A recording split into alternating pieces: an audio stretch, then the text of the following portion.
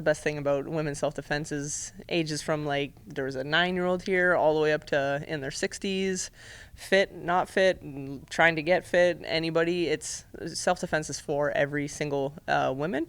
It doesn't matter whether you can do a push-up or not. It's just trying to empower and getting them to learn how to know that they can do something if something happens. Is this something you're seeing more in demand now as these type of programs being needed out there in the society? Yeah, absolutely. I do believe that is something that's unfortunately growing, and I say unfortunate because I hope nobody ever has to use what I teach them, but I do want them to at least feel encouraged to be able to do something if something does happen.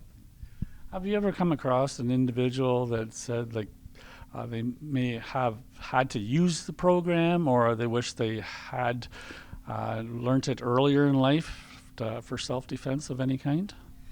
Yes, absolutely. So I do meet some individuals who are like, oh, I'm just scared. Okay, let's go through that. I've also met people who have had the worst of the worst and are like, now I need to learn how to do something because they either freeze or they just don't want to ever experience again. But yeah, I've definitely met a wide variety of women who have had easy lives, and I've also met women who have had a life that most of us couldn't even imagine. So And for this program, was there any cost involved for this today?